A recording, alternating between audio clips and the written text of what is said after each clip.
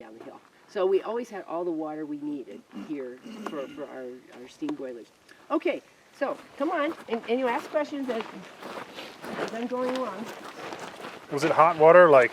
No, see, everybody asked that question. It's a good question.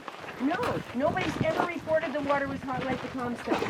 Okay. These are just some of the drills they use, you know, a 2-man drill, stuff like that. So if you guys were all... That's 2 man? Yeah. Well, if they put it on a stand. Yeah. Okay, go sit underneath the trestle there and we'll talk some more. He's thinking he could operate it by himself. That's the thought.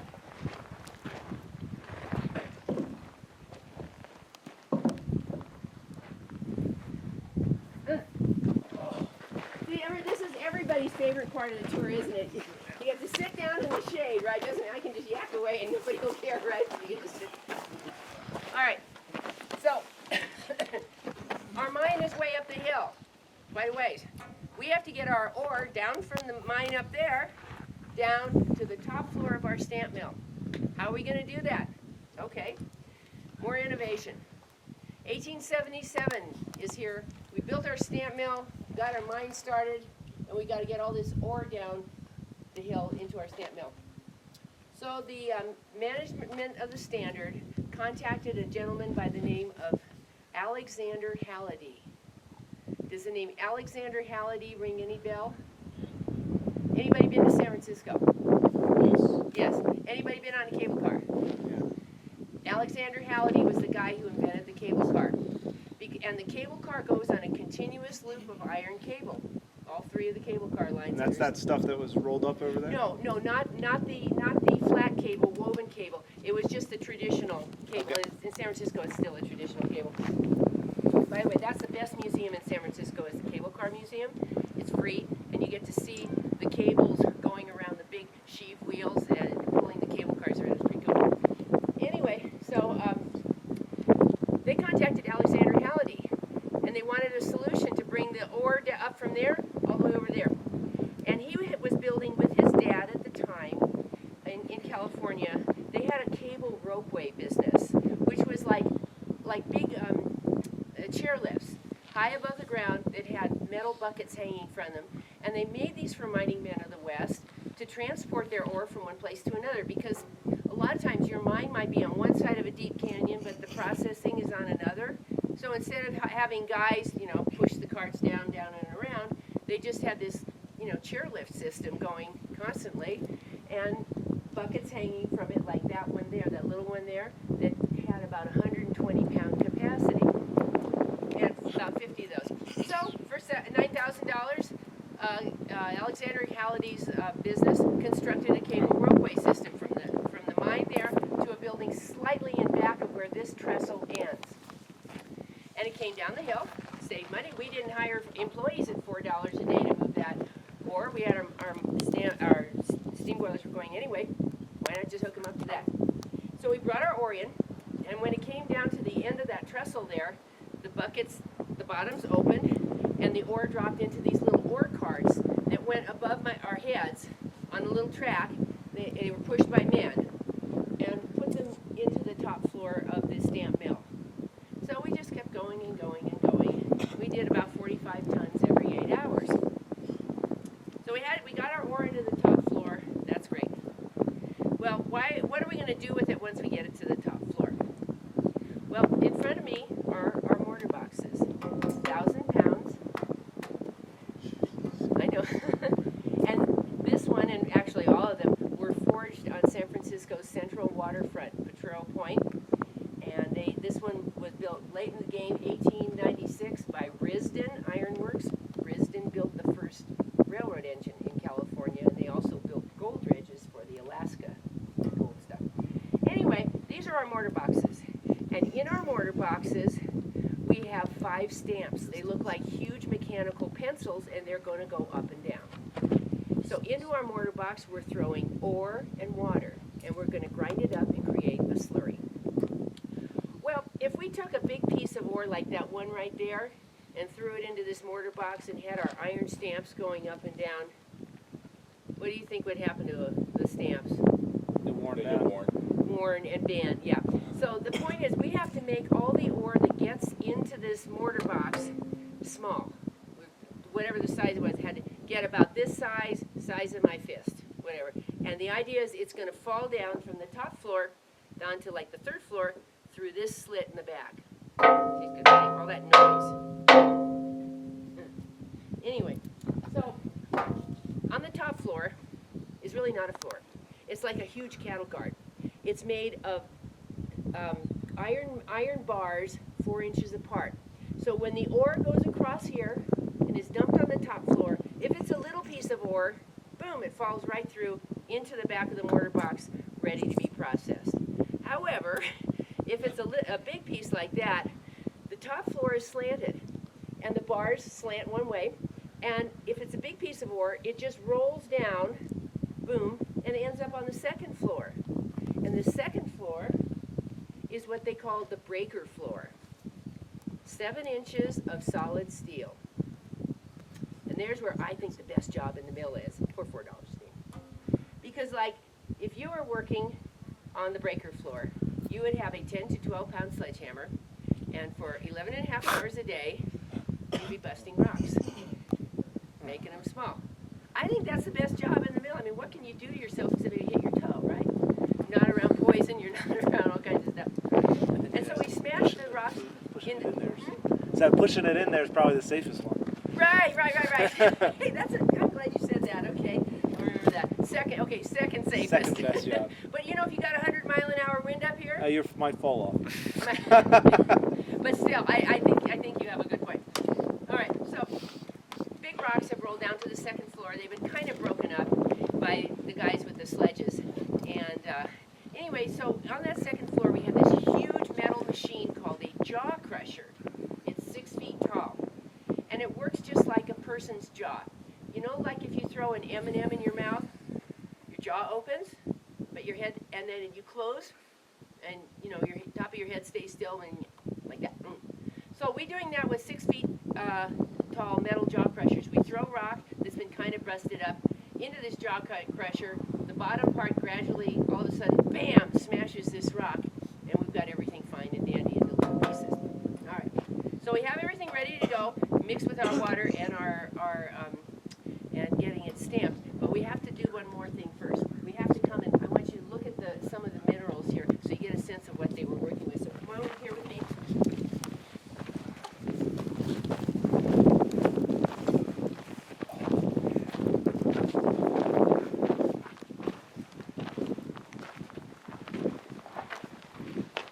So this here is the andesite lava. And I think it's really pretty, don't you? And that's the cap of our hill, the lava. Really pretty. So remember, we have to punch through that lava in order to get down to our gold-bearing quartz. 90% of the gold in the world is found in our silicates. Quartz is a silicate, obviously. All right. So we have 2 pieces of minerals here. Which of these do you think is more likely to contain gold? You're right. Quartz. Crystal and quartz. And I just encourage people to feel it. It just feels so nice. I mean, it feels kind of like money in the rough. I mean, that's why we're all here, right? Well, not me, but anyway, I just love to feel it. This here came from down there in the meadow. Probably not too much. But anyway, I just encourage people to feel that. And that's the kind of stuff that the miners were looking for as they went, you know, poking their way out of the tunnels. They were looking for that. And this here is a little jaw crusher. See, you throw your rock in here like that. Like that.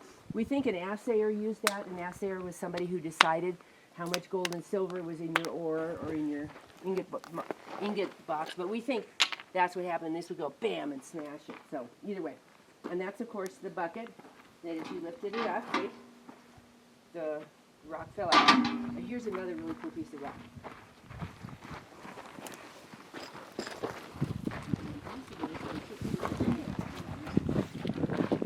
Okay. All along here, we had quartz of various kinds. The mines at this end, the north end, had more gold than silver. But like if you also had a mine, because down at the south, mostly silver, tough for you. but still costs just as much to mine it as it does to mine the $20 gold. So this piece of rock here has some beautiful crystals.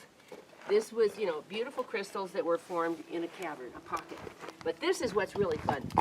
This stuff is a quartz. It's a silicate. It's called chalcedony. And the ladies will recognize, none of you realize, but the ladies recognize chalcedony as a kind of a bluish or milky colored gemstone. It's milky colored. This here is chalcedony, and this is gem stuff. But look at this silicate, and look at these straight lines. What does that suggest to you is in there? Some other mineral. Yeah, and what would that other mineral maybe be? Any other guesses? His mine down there, what is it mostly? Silver. Yeah, this is oxidized silver. This is the real money thing. So I just encourage people to run their hands along that. See, silver oxidizes when it's exposed to air, and that's a piece of silver bearing ore. Very exciting. So you can rub your hands on it now. There you go, Nick. Take a chunk down. Isn't that pretty though? How much silver is in there? Probably not even an ounce. Yeah. Yeah. I mean, it's really surprising once you start looking at it, how much rock it takes just to get an ounce of gold. I mean, and gold is heavy too. So you said when the lava comes up, it's how exactly is the gold attracted to the quartz? How is it soft? It's Or so it can molecular. be It's pushed through? molecular. It all stays through, and it's got to get out some way. So it was able to push through the quartz A long time ago. because the quartz is It had because when the Solid. silicates are laid down with pockets and veins and what all. There's space. You know what is it? Negative so it's something. along the silicate. Not it didn't go through it. It just went Along, it filtered just along found it. its way, like water through a tunnel. That kind of thing. And that's a Okay. good question. Okay, let's go down the hill. Let's be a little careful as we go downhill because that's where the rock gets kind of funny. So you're gonna focus on the electricity. Inside the room.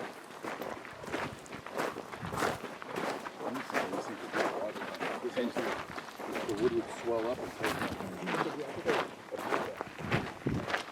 Could be. Petticoat Junction, sitting on top of it.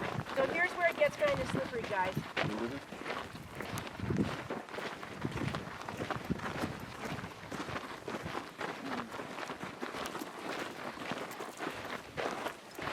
Hopefully you're not made to be a worker. Does it ever?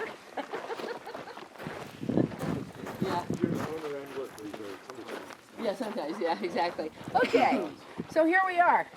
And this thing here is a stamp. Remember I said 5 of them go up and down in a mortar box, and this is one of them. The whole assembly weighs about 1,000 pounds. And I'm going to start passing this around because this shows you a picture of a portable stamp mill that you could purchase if your mine was, way out there and you just wanted them to build you one in San Francisco. They would send one to you. On the back is a picture of a German stamp mill from the Middle Ages. The German tourists love it so much when they get to think that. Yeah, it's an input, yeah. Anyway, so it's 4 parts on our stamp. This here is the shoe, and that's what's actually going to contact the rock. This thing here is called the Boss, named after a German foundry guy whose name was Boss, not Hugo Boss, the Boss. And then we have this long stem here, and sometimes they can be 16 feet long. And then here's what's really kind of important. This thing here, does anybody recognize what that shape might be? Car engines? Yeah. Cam, Oh, the yeah. first group. God, must have. Anyway, this is a tappet, and you're right. It rides on on this here, and you see it has some indentations. That's because our cams are going to lift them up. So we're going to walk down just a little bit down here, and I'll show you our cam shaft. But sometimes it's called a line shaft too, and I don't know why they do that. All right. Everything inside our mill is going all the time. That's why I make the joke about, this industrial facility that was constructed before health insurance or disability insurance or, OSHA or unemployment insurance, just, here we go.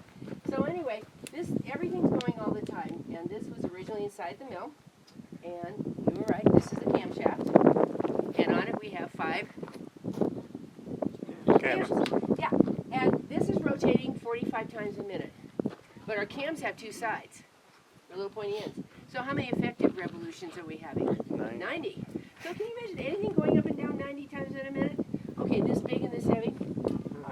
All right, so we go around 90 times a minute, and as they go around, the pointy end of the cam goes into the indentation on the tappet, and the tappet is on the stem. It lifts the stem up about 7 inches, and as it keeps going around, drops off. Bang, we have 7 inches, and that's the force that creates the crushing. Just 7 inches. We use a lot of gravity in our mills. I'm sure you're starting to figure. Alrighty. So camshaft, light shaft, whatever. Okay, now we have the mortar boxes. They're those rectangular metal things. What would happen if all 5 of our 1,000-pound stamps dropped at the same time? Break crushing methods in. Exactly. Break it or even shake the mill apart. And the stamps were each one of them on a separate little foundation too. All right, so what we did, mining men of the West figured out basic physics. Probably figured out before that. And what they did was they offset the cams, 1, 3, 5, 2, 4, so that at any given time only one stamp was hitting the bottom. And that did a couple of things. First of all, our mortar box is full of water and rock that we're trying to make into a fine slurry.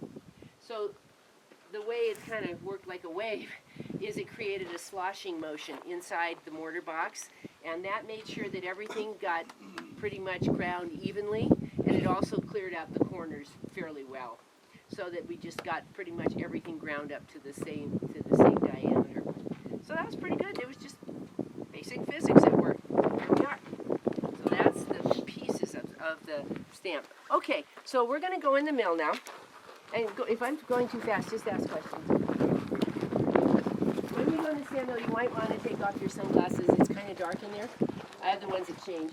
1, 2. Was this the piece that was inside? This Yeah, used to be? I don't know why they brought this out here. Oh, really? It's just ridiculous. I mean, it's just, Maybe it broke or something. you know what they did do, kind of off script, is different of the mining companies would come in business and go out of business. So maybe you were down at Lundy Lake, you needed another stamp assembly. You say, hey, can I borrow yours for a while? I mean, that's why there's a lot of junk around here, because Okay. stuff was brought and dropped, and like, oh, we don't. Yeah. So that would be my guess. But ours is a 20 stamp mill, so I'm sure this came from the mill. Okay. Now we're going to do 5th grade a little bit. If you don't have to, if you don't want to. I encourage you to sniff in each different room. You will smell the past, and they will smell different.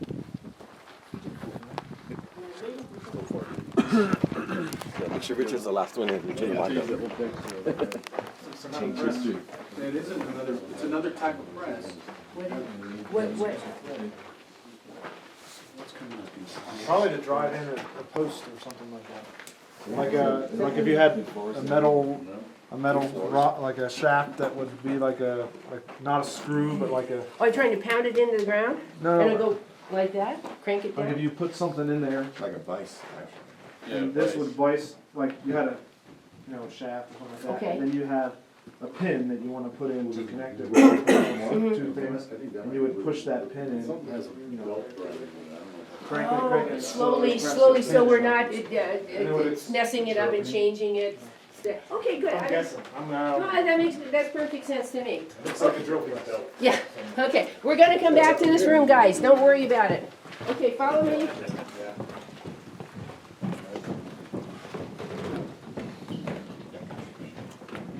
I thought that was a dead mouse.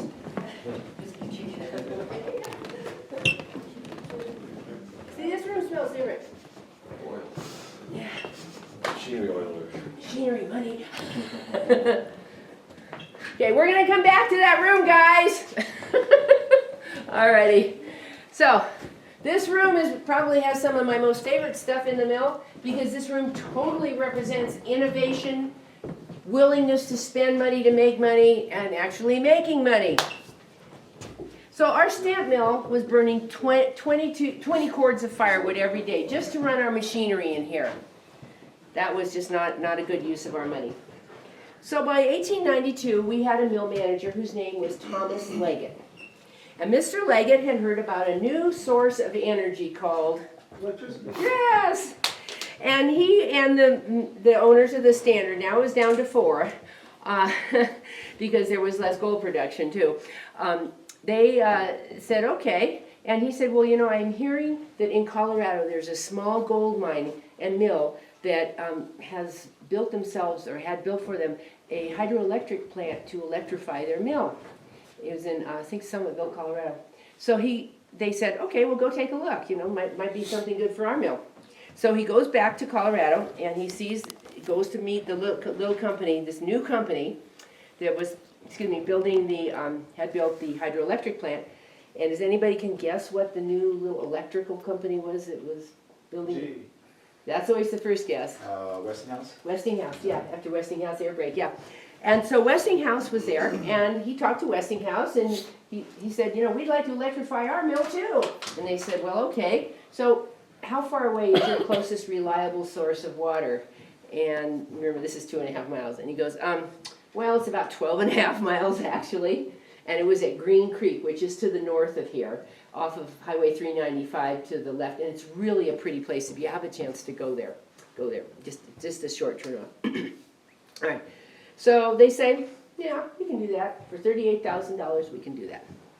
So Leggett signs a contract for $38,000 in 1892 to bring hydroelectric electricity to our mill. Well, this is getting towards the winter of 1892. And Mr. Leggett, the optimist, thinks he's going to get electricity for over the winter. But guess what? Nope. Nope. Construction delays, equipment delays, weather delays. You know, it's just like when you hire a contractor to remodel your kitchen and that job's going to take 2 months, and 9 months later his truck's still in your driveway. Government contractor. Government, don't even get me going. These guys have been here since July. I mean, To move rock? Make a restroom? I'm so glad I have nothing to do with the public sector, but I mean, that's off script. Anyway, yeah. I asked him, I said, when are you guys going to be done? And he just, oh, we hope in a month. And I'm like, it's going to be snowing in a month. You know, people are going to be sliding down that.